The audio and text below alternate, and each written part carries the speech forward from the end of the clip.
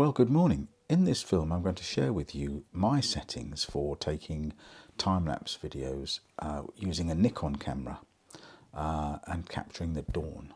So it's if you can get up early enough, it's a lot of fun. So I hope this video encourages you to get out and give it a go.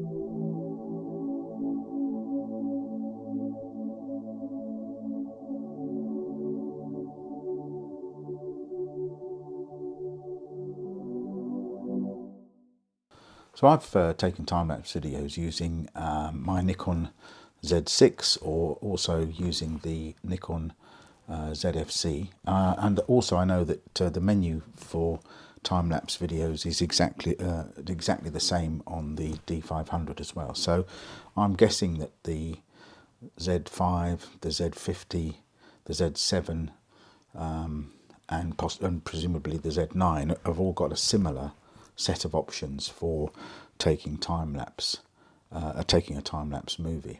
So the first thing you need to do is go into, there are different kinds of time-lapse. So what we're making here is a time-lapse movie. So go into the menu, select photo shooting menu, and select time-lapse movie. It's a bit confusing because you don't go into the movie menu, go into the photo menu. You're creating a time-lapse movie.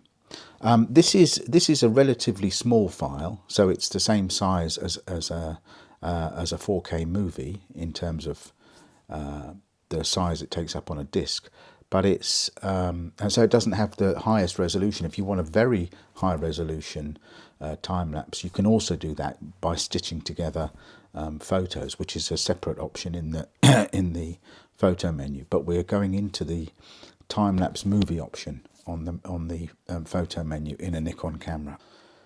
So once you're in the menu, I would select 1 second time intervals, shooting time of 10 minutes, creating a 20-second time-lapse movie.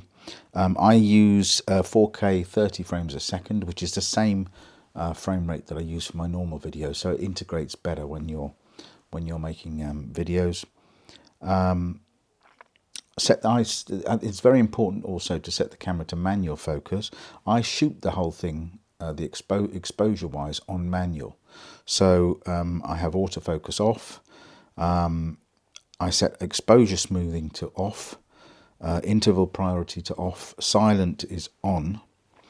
And then what I do then is because everything's manual, I shoot a couple of test frames first, just to take a couple of photos to see what the what the exposure looks like and the framing and so on. So I think it's important to do that first and get all your settings the way you want them, and then you can start the time lapse. But what these time lapses are is a dawn time lapses. So the light is changing; it's quite dynamic.